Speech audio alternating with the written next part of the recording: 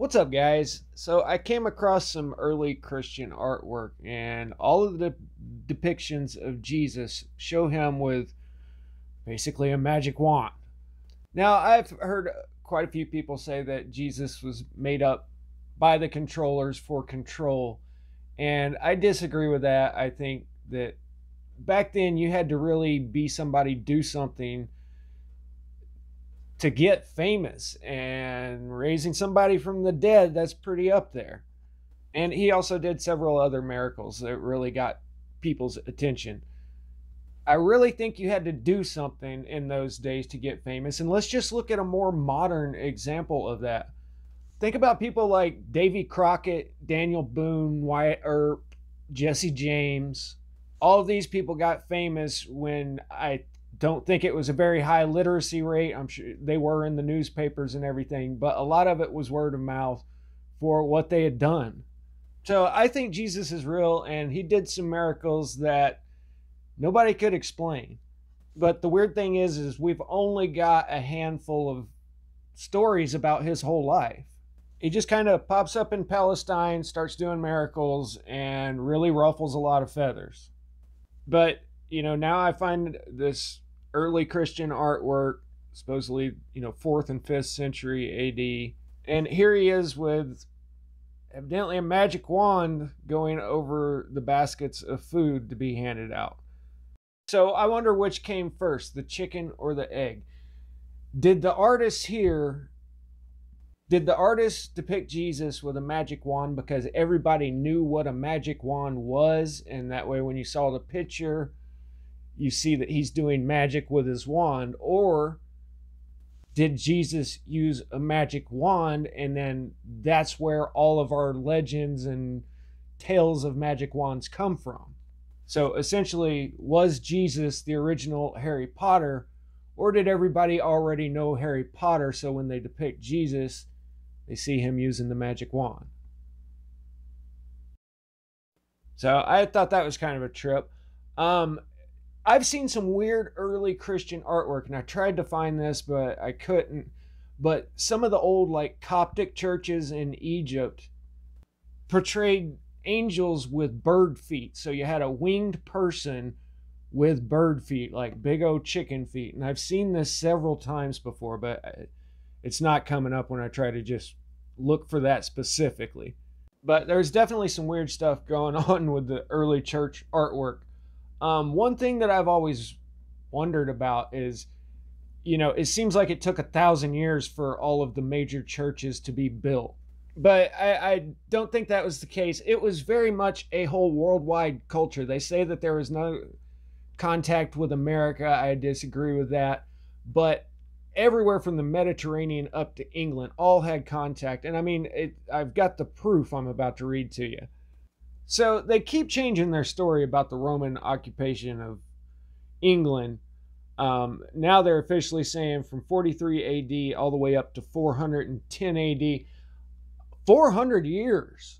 Now, I don't believe they're dating here, but 400 years, they're saying it was a long time. And I mean, the U.S. is less than 200 years old. And look at how much stuff we've built. And I've already done several videos about all the Roman villas. And in London, they found a Mithraeum, which is like the Roman baths. They're found all over Europe, part of the culture.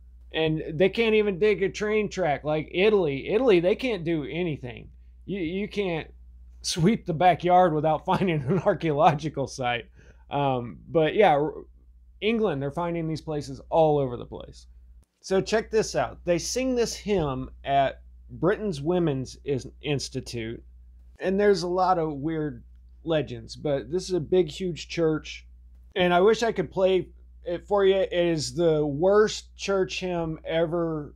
Just organ doing something weird and everybody singing like zombies. They intentionally screwed up church music somewhere along the way. I'm sorry.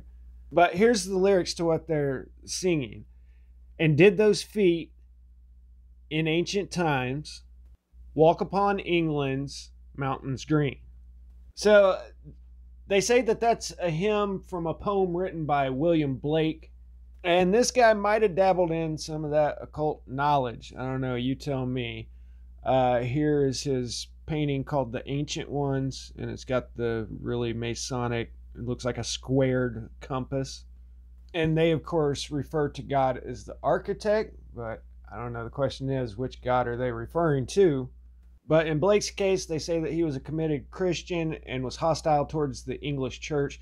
You see a lot of that with famous religious figures.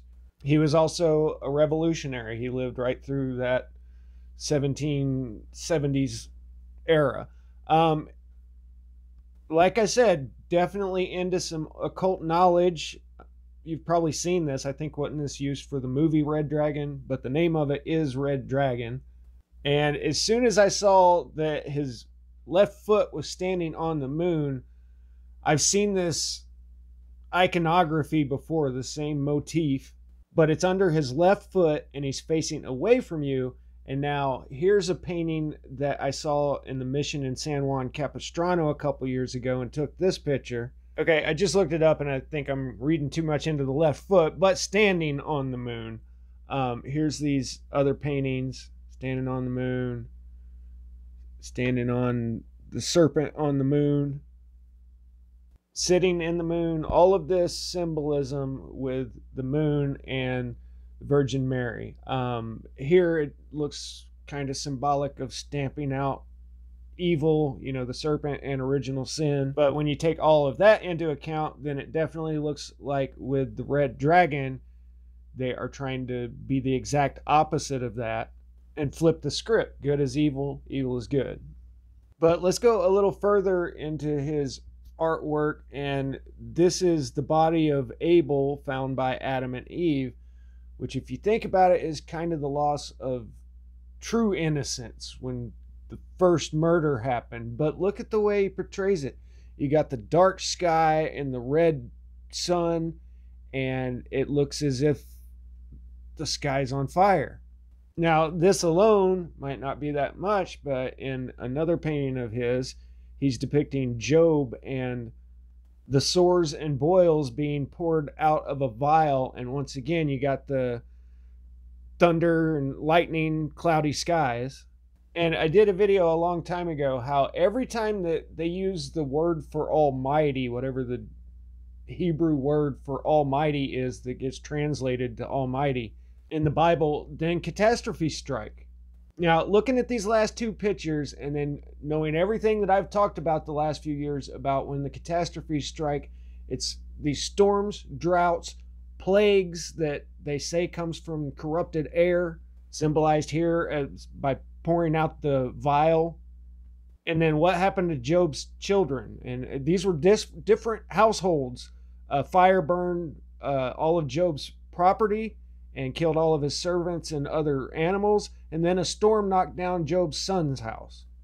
And I'm telling you, I've gone through the Bible, and every time they use the term Almighty, then bad things happen. Here's another one called Satan Before the Throne of God. And I guess this is supposed to be Satan over here on the right. And the story of Job is kind of a weird story to me. But it says, when the Almighty was yet with me, the Almighty hasn't happened yet, and my children were with me, and the sons of God went before God, and Satan was with them. And it was basically a bet between Satan and God. Satan saying, well, he won't worship you if I completely ruin his life and destroy everything and kill his family. And God says, yeah, he will. And that's kind of what happens. But anyway, I think all of these occultists know exactly what I'm talking about when I'm talking about these catastrophes. Oh yeah, when the walls of Jericho fell down, they used the term Almighty there as well. But anyway, I didn't mean to go off on a tangent there. Further along in that hymn, then they say, and was Jerusalem builded here among these dark satanic mills? What? Now, I honestly don't think that they are talking about the original Jerusalem, because in Christianity there's the idea of the New Jerusalem. So this could be interpreted as that. I'm not sure, but they could be saying, was the new holy city here? But they could just be talking about, was Jerusalem in England? I don't know. And then was it among these dark satanic mills? Now, the reason I think they're talking about the New Jerusalem, because legend has it in England that Joseph of Arimathea was Jesus's uncle, and they made a trip up there, landed in Cornwall, and after Jesus's death, Joseph of Arimathea allegedly took the Grail to Glastonbury and founded the cathedral there. This says, according to some legends, Jesus and his uncle visited Britain years before, with Jesus in pursuit of the interest in the tin trade. The tin mines from up there fueled a lot of the Bronze Age. But according to this legend, when Jesus died, Joseph thought it prudent to flee Palestine, and after many travails, he came to Britain with a company of followers. So evidently he had some problems in other places before coming there. He brought with him the Holy Grail, the cup used by Jesus at the Last Supper. Some versions of the legend have it that the Grail contained 2 drops of blood captured from Jesus' side when he was wounded on the cross. They even say that Joseph was granted land by the local king, and when he arrived at Glastonbury, Joseph stuck his thorn staff in the earth, whereupon it rooted and burst into bloom. A cutting from that tree was planted in the grounds of the later Glastonbury Abbey. This isn't the first one. It's built on the ruins of an even older one, just like everything else. But that new cutting continued to bloom every year thereafter at Christmas time, and they say there still is a thorn tree in the abbey that is of a variety native to the Holy Lands, and that it does indeed bloom around Christmas time every year. Now, historical accounts describe what they called an ancient church in the 11th century. Historian William of Malmesbury said, the oldest of all those that I know in England. The original church was destroyed by a fire in what they're saying is 1184. And then this one was built. But I said earlier I was going to prove that something's off in the dating, and if you actually made it this far, then good for you.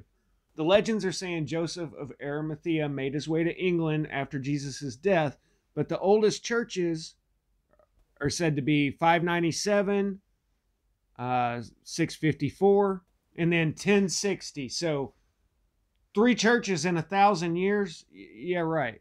Even by official dating, they say that Constantine had declared the Western Roman Empire all Christian by 313.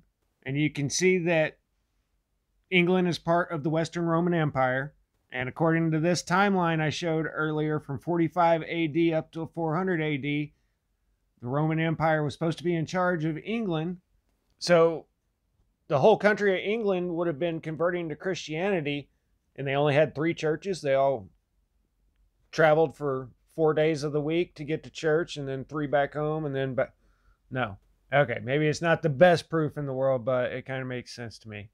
In the archaeological dig, they found all kinds of pottery that they're dating to the late Roman period. But in the Bible, they talk about the apostles going to Rome and Greece and all of these places. So I don't know why it would be, any stretch of the imagination to think that they sailed on up to England. If you can sail 20 miles, you can sail 2,000. And it's still pretty well coastal sailing all the way to England and not crossing deep sea. But legend has it that Joseph of Arimathea took the Grail directly after Jesus' death, the 1st century AD, and went to England. And from everything I've studied over the last couple of years, it just makes sense to me that that was about 1,000 years ago and not 2,000. But it's hard to fit everything into one video. And in my video on flamenco, he points out that historians in like the 1600s were saying that the Dark Ages were made up by monks 200 years before them. Nobody really bought the story of the Dark Ages a couple hundred years ago. So all I know is William Blake and the Rosicrucians all knew the true story of our past, and they left us paintings like this. So I found it all pretty interesting. Hope you did too. I'll see you on the next one. Later.